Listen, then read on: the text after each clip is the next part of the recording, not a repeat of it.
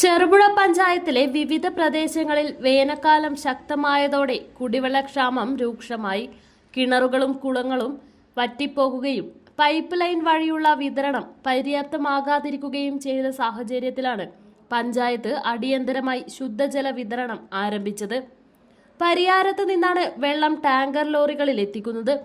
ശേഖരിച്ച വെള്ളം പഞ്ചായത്തിലെ ജലക്ഷാമം നേരിടുന്ന മേഖലകളിലേക്ക് ദിവസേന എത്തിച്ചുകൊണ്ടിരിക്കുകയാണ്. ഈ പദ്ധതിക്കായി പഞ്ചായത്ത് 10 ലക്ഷം രൂപ പ്രത്യേകമായി അനുവദിച്ചിട്ടുണ്ട്.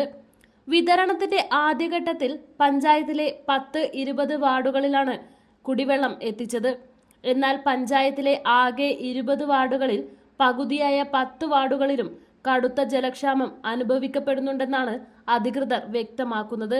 വരും ദിവസങ്ങളിൽ മറ്റ് ബാധിത വാർഡുകളിലേക്കും വിതരണം വ്യാപിപ്പിക്കും. വെള്ളം ആവശ്യമുള്ള കുടുംബങ്ങൾ ബന്ധപ്പെട്ട വാർഡ് അംഗങ്ങളുമായി ബന്ധപ്പെടണമെന്ന് പഞ്ചായത്ത് നിർദ്ദേശിച്ചു.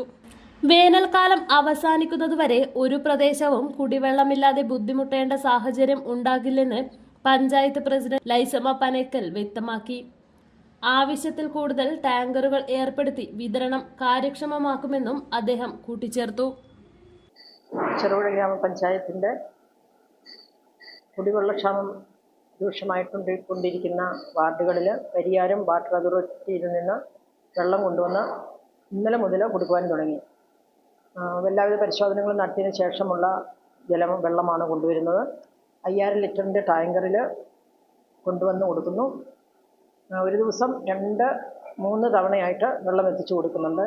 ഇതിനേക്ക് വേണ്ടിയിട്ട് 10 ലക്ഷം രൂപ വകയിരുത്തിയിട്ടുണ്ട്. ഇന്നലെ 1-ാം വാർഡിലും 10-ാം വാർഡിലും കൊണ്ടുവന്ന് വിതരണം നടത്തി. ഇന്നും അതുപോലെ തന്നെ 18-19 വാർഡുകളിലും വിതരണം നടത്തി.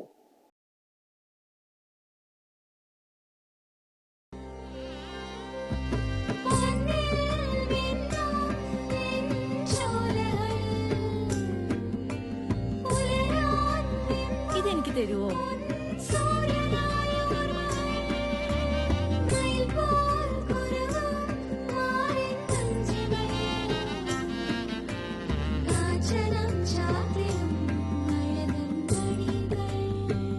ചില ബന്ധങ്ങൾ പവിത്രമാണ്.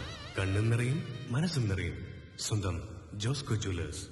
ഇനി സംശുദ്ധമായ സ്വർണം ചെറുപുഴയിൽ.